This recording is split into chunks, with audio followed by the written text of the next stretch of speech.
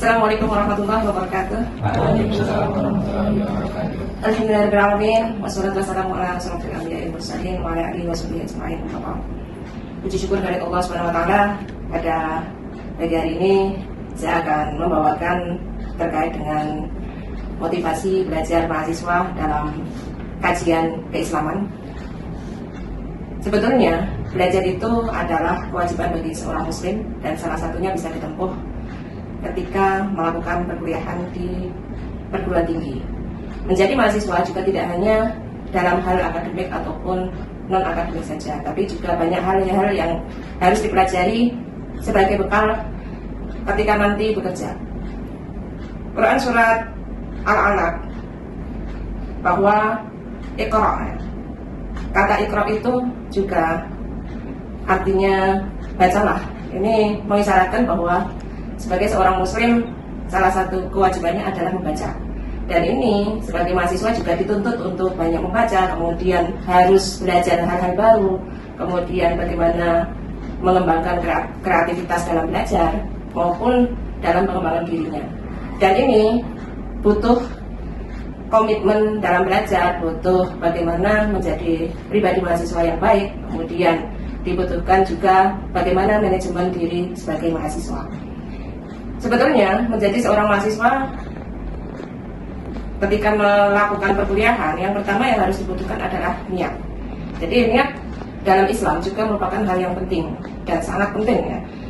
Karena niat itu juga harus dilakukan sebelum memulai belajar ataupun memulai melaksanakan perkuliahan.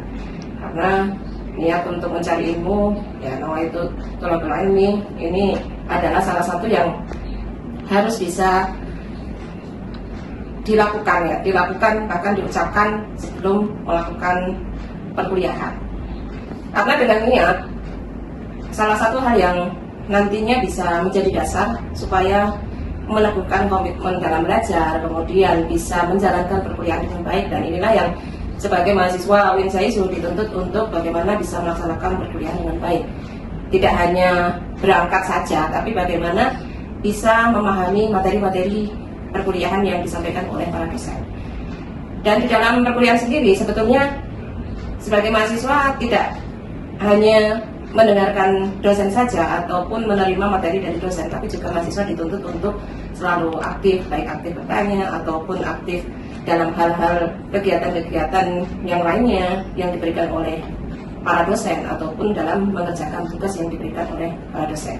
Dan ini juga dituntut untuk bagaimana bisa melaksanakan semua komitmen menjalankan perkuliahan ini bisa terlaksana dengan baik. Dan perkuliahan sendiri bisa dikatakan menjadi sebuah beban, tapi ada juga yang itu adalah sebuah aktivitas yang menyenangkan. Nah, tergantung masing-masing ya memaknainya. Artinya bisa saja mahasiswa itu memaknai sebagai beban karena contohnya tugasnya yang banyak, ataupun bentrok dengan deadline dari tugas yang lainnya. Dan inilah yang kadang menjadikan sebuah beban.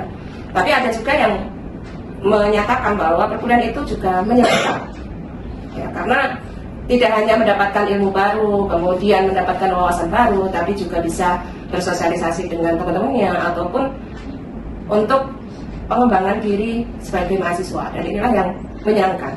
Maka untuk mewujudkan semua itu sebetulnya dibutuhkan manajemen diri, manajemen diri yang baik, kemudian bagaimana untuk melaksanakan perkuliahan yang baik.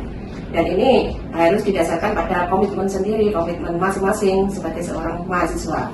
Jadi supaya nanti hasilnya juga mendapatkan indeks prestasi kumulatif atau IPK-nya juga memuaskan.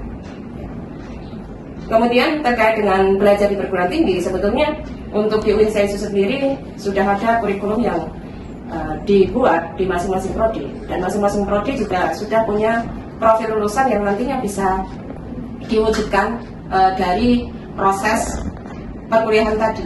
Jadi ini menjadi pilihan-pilihan mahasiswa yang nantinya setelah lulus dari perguruan tinggi atau lulus dari UIN Saizu bisa bekerja dengan baik, kemudian bisa untuk mencapai cita-cita yang diinginkan.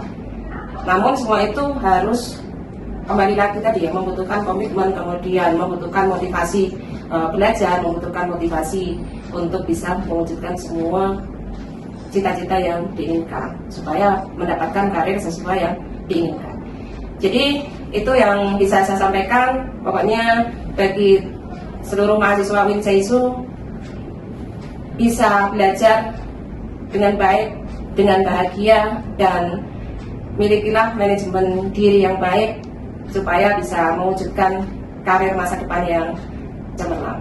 Terima kasih. Saya akhiri. Assalamualaikum warahmatullahi wabarakatuh. Waalaikumsalam. Mengatasi dari rasa malas ataupun dari rasa putus asa dalam belajar. Nah, kemudian dengan pendekatan apa yang bisa ibu lakukan pendekatan secara Islam? Oh ya, jadi sebetulnya dari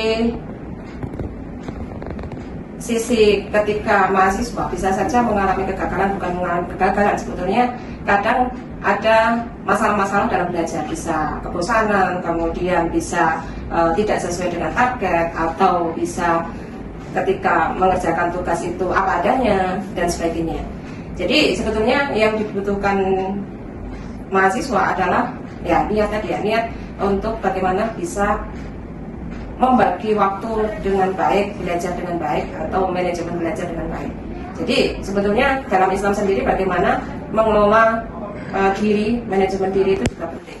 Karena ada dasarnya bagaimana untuk membagi waktu ketika waktunya belajar, waktunya kuliah, waktunya mengerjakan tugas, itu juga penting untuk dilakukan. Jadi nanti kalian bisa membuat rundown ataupun bisa membuat ya schedule masing-masing gitu ya, masing-masing sesuai dengan apa yang dilakukan. Jadi bisa saja nanti schedule itu bisa berbeda antara satu mahasiswa dengan mahasiswa yang lain karena aktivitasnya akan berbeda. Contohnya ada mahasiswa yang tidak mengikuti organisasi, akan berbeda dengan mahasiswa yang kuliah dengan sambil ikut organisasi, baik itu organisasi yang ada di kampus maupun di luar kampus.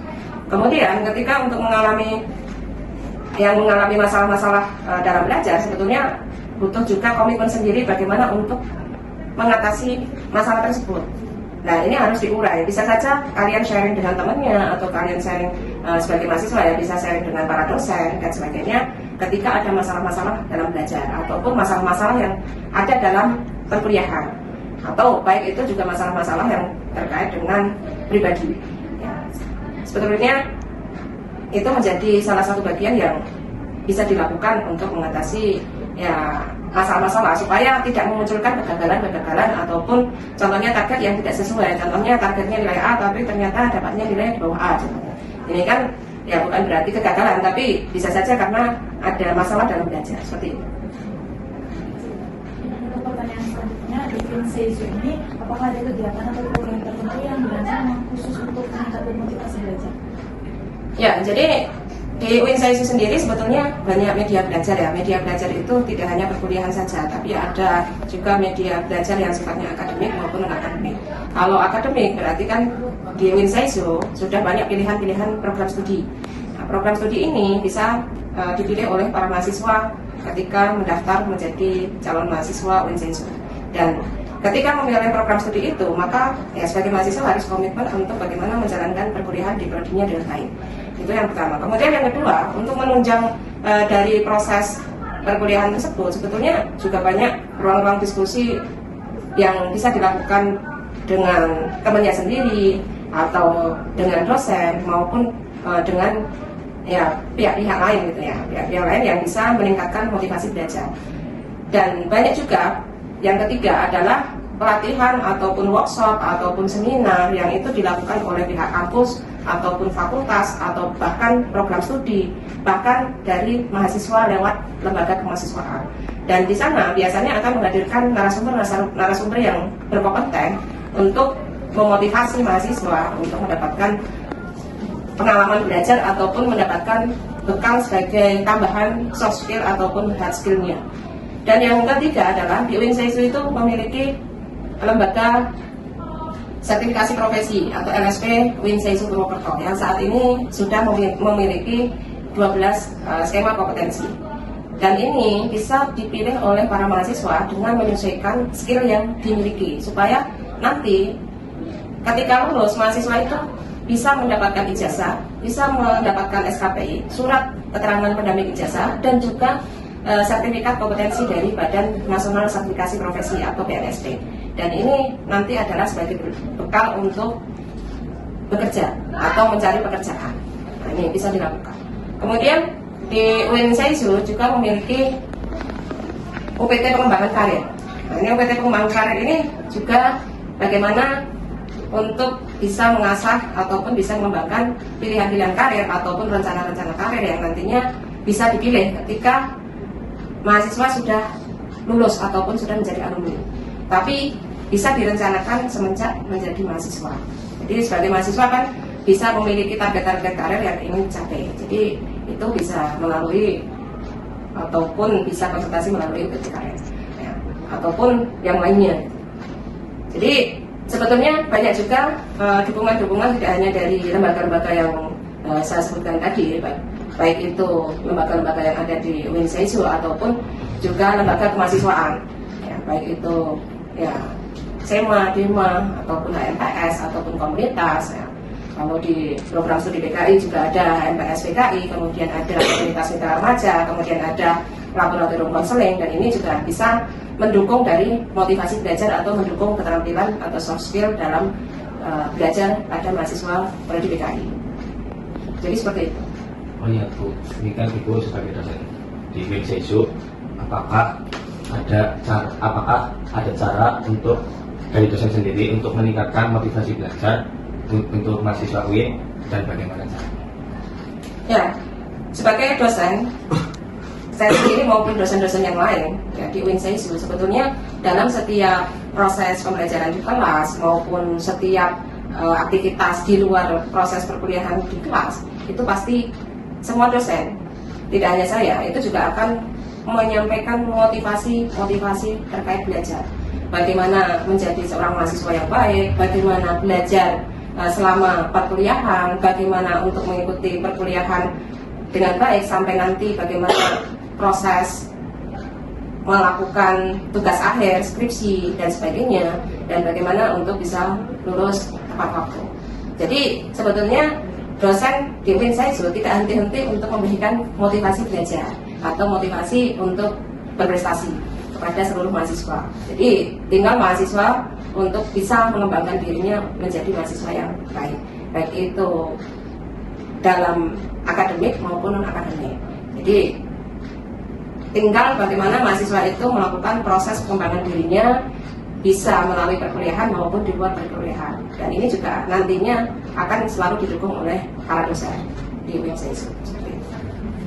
Ya. Bagaimana cara mengatasi mahasiswa? Bagaimana dosen cara mengatasi mahasiswa yang males pas di MK, tapi kalau di organisasi itu semangat? Ya, ini. Jadi ya ini kadang kasuistik adalah seperti ini ya. Jadi contohnya ada beberapa mahasiswa yang itu juga sebagai mahasiswa tapi juga aktif di organisasi, dan ini kadang ada kegiatan-kegiatan yang memang bentrok ataupun bersinggungan ya tidak pas waktunya dengan waktu perkuliahan. Akhirnya ketika perkuliahan itu tidak masuk atau izin dan sebagainya, kemudian memilih dengan organisasi. Nah ini sebagai mahasiswa juga harus memiliki manajemen yang baik ya, bagaimana untuk berperan ganda, karena berperan ganda itu yang pertama adalah sebagai mahasiswa yang harus melaksanakan perkuliahan, yang kedua adalah sebagai organisatoris ataupun aktivis ya. Jadi bagaimana untuk bisa membagi waktu antara perkuliahan dengan organisasi, karena keduanya sebenarnya sama-sama penting. Yang satu adalah pengembangan akademik, yang satu adalah pengembangan non akademik, dan inilah yang nanti dituntut untuk bagaimana menyeimbangkan. Kemudian sebagai mahasiswa di UIN Seisu ya sebetulnya di sisi lain, mahasiswa itu bisa tetap melakukan perkuliahan, kemudian melakukan konfirmasi dengan para dosen, kemudian bisa minta untuk pengganti perkuliahan, kemudian bisa untuk memenuhi semua tugas yang diberikan, dan bisa melakukan atau membuat target, ya, target waktu. Jadi contohnya punya target lulus tepat waktu atau semester 7 atau semester 8. Maka di sisi lain sebagai mahasiswa dan tadi sebagai organisatoris, maka bagaimana caranya untuk keduanya ini bisa berjalan seimbang ya. Perkuliahannya tidak ada hambatan, kemudian nilainya bagus dan bisa lulus tepat waktu. Dan inilah yang dituntut untuk semua mahasiswa di Winseisu bisa bagaimana menyeimbangkan ya untuk bisa ya berperan dalam bidang akademik maupun non akademik. Nah, ini juga butuh komitmen dari diri sendiri ya. Jadi bukan berarti menyampingkan perkuliahan, tapi bagaimana untuk bisa memposisikan dalam dua hal yang sama-sama penting sebetulnya gitu ya.